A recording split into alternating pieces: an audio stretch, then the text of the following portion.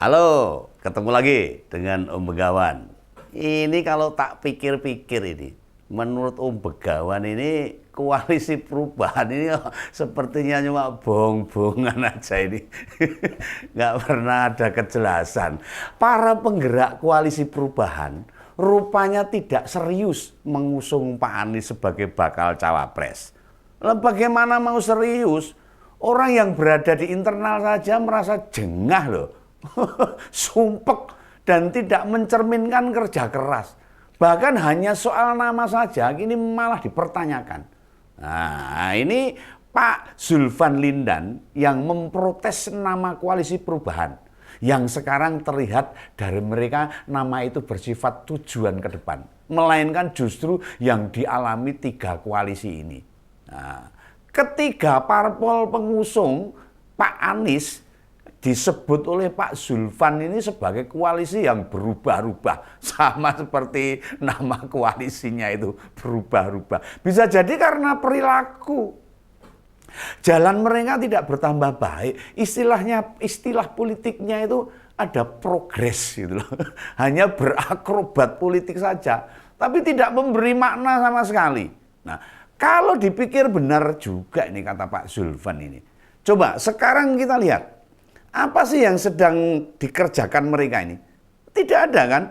Apa fungsinya Nasdem berkunjung ke Sekber Gerindra, PKB, Pak Surya bertemu Pak Erlangga di Golkar, atau PKS juga ikut-ikutan bertemu di Golkar, Partai Demokrat pasif, diem aja nggak bergerak. Apa ini sebenarnya maksudnya itu? Nah, adapun Pak Anies terus saja berkeliling tanpa menawarkan konsep yang jelas. Makanya pantas disebut koalisi yang berubah-ubah gitu loh.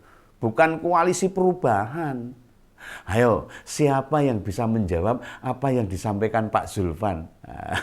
Wong Demokrat dan PKS 2004 sampai 2014 berkuasa, tidak ada perubahan yang dilakukan. Jadi mereka itu yang melakukan inkonsistensi loh.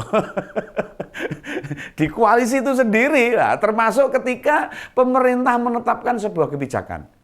Parpol yang katanya oposisi diem aja, nggak pernah memberikan masukan sama sekali, tidak pernah memberikan kritik sama sekali. Jadi nama perubahan itu hanya klaim semata, bukan fakta yang sesungguhnya.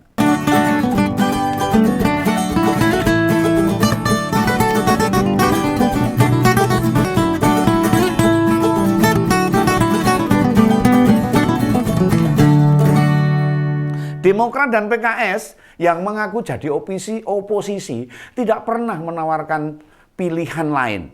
Ya, waktu ada rapat dengan pemerintah, waktu ada kebijakan yang dikeluarkan pemerintah, mereka sama sekali diem seribu bahasa. Tidak memberikan kritikan sama sekali. Ya paling hanya sesekali. Mereka itu walkout keluar dari sidang itu loh, kayak cah cilik, ya paling-paling ya itu yang dikerjakan. Nah, tidak kemudian melakukan konsolidasi, merancang konsep tandingan. Ya, sebagai partai oposisi harusnya begitu, mempertentangkan di tingkat basis misalnya, tidak ada sama sekali.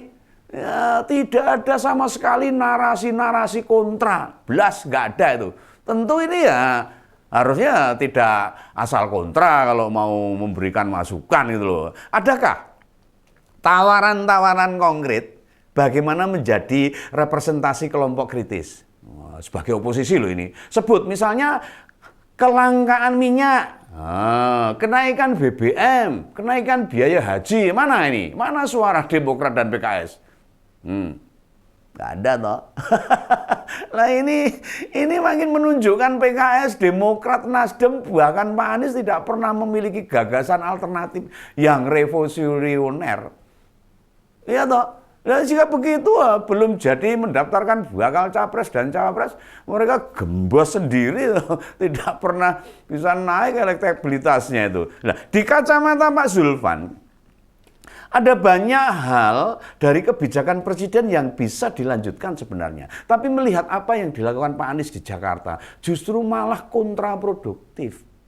Masyarakat merasa was-was. Hasil bagus Pak Jokowi tidak akan diteruskan oleh Pak Anies. Mana yang diteruskan? Nggak ada itu. Dan memang sampai saat ini Pak Anies tidak menawarkan konsep perbaikan. Ya pembenahan misalnya nggak ada, apalagi perubahan. Bahkan ketika dikonfirmasi wartawan, Pak Anies benar-benar tidak memilikinya. Wes materi ini orang duwe sama sekali itu. Mau tahu apa jawaban Pak Anies? Katanya nanti dulu. Sekarang baru proses pencalonan. Saya belum bisa jawab yang lain. Nah, ya cuma itu jawabannya itu. Terlihat sekali. Jika memang bakal capres dari koalisi perubahan tidak memiliki konsep apa-apa.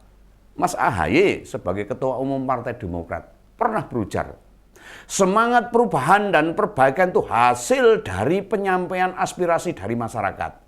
Demokrat meyakini bahwa ke depan banyak aspek-aspek yang harus dilakukan perubahan dan perbaikan. Itu saya setuju, Mas. Setuju. Tapi mbok coba uraikan apa aspek perubahan yang mau dilakukan. Dan bagaimana caranya. Bukan teoritis saja. Tetapi harus ada tindak lanjut. Eksekusinya itu koyopo loh. Tapi sebaiknya koalisi perubahan ini jangan sampai bubar terlebih dahulu. Menurut Om Begawan, ojo bubar sih ya. Yang jadi lucu-lucuan mana tidak hilang itu. Yang lucu-lucu malah jadi hilang kalau bubar duluan. Adanya mereka itu malah bisa membuat kita belajar banyak loh. Iya, masih secara politis bisa untuk belajar. Untuk banyak kalangan kader-kader dari partai politik apa saja, atas apa yang mereka tunjukkan. Nah, saya kira koalisi yang lain juga malah senang kok. Malah senang tuh. Sebab ikatan Nasdem, PKS maupun Demokrat ternyata masih longgar. Masih bisa dideketin gitu loh. Sekarang ini meski pada sudah berkawan dengan partner koalisi, sesungguhnya semua itu masih cair. Belum ada jalur melengkung gitu. Ya. Maka dari itu, jika ada yang berpandangan tahun 2024 bakal ada 4 pasangan capres dan cawapres, itu mimpi. Kelihatannya tidak mungkin tuh. PKS dan Nasdem akan merapat ke koalisi lainnya, ini menurut Om Begawan ini. Sementara Demokrat akhirnya tidak punya teman koalisi, alias sendirian dan menjomblokan diri. Pak Anies, gimana nasibnya? Ya akhirnya ya nggak ada yang nyalon, ya akhirnya dilupakan saja. Bisa disebut di masa mendatang nasib Pak Anies bakal seperti Pak Amin Rais. Dulu kan awal reformasi dikira akan jadi politisi besar untuk Pak Amin itu. Tapi jadinya malah kayak sekarang itu. Wes ora digagas sama orang lain itu loh. Mesake jadi itu, kasihan itu loh. Lontaran Pak Zulfan Lindan ini perlu menjadi otokritik. Iya, harus menjadi otokritik. Utamanya kader-kader Nasdem.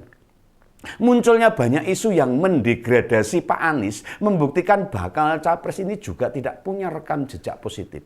Keraguan atas kemampuan Pak Anies melanjutkan program Pak Jokowi. Bagi saya itu kritikan substansial, itu benar itu. Yang dikatakan Pak Zulfan ini. Kita menjadi negara besar seperti sekarang ini karena perjuangan dan pengorbanan Pak Jokowi itu tidak bisa ditutup-tutupi ini. Bekerja keras, kerja, bahkan hari Sabtu Minggu banyak tetap bekerja itu Pak Jokowi itu. Dibandingkan menghabiskan waktu untuk bersama keluarganya. Loh, pengorbanan yang begitu besar Pak Jokowi untuk negara ini. Beliau sudah membenahi banyak hal dan menghadirkan Pak Anies sebagai bakal capres. Itu jelas melawan apa yang dirasakan masyarakat sekarang ini. Pada awal Pak Anies dideklarasikan sebagai capres, Pak Zulfan pernah menyebut, Pak Anies itu antitesa. Ya, antitesanya Pak Jokowi. Akibat pernyataan itu, Pak Zulfan dicopot dari jabatannya di DPP Nasdem. Ngomong bener tapi ya tetap dicopot. Nah gini, malah sebaliknya, Pak Zulfan lebih keras ke internal koalisi dan khususnya kepada Pak Anies.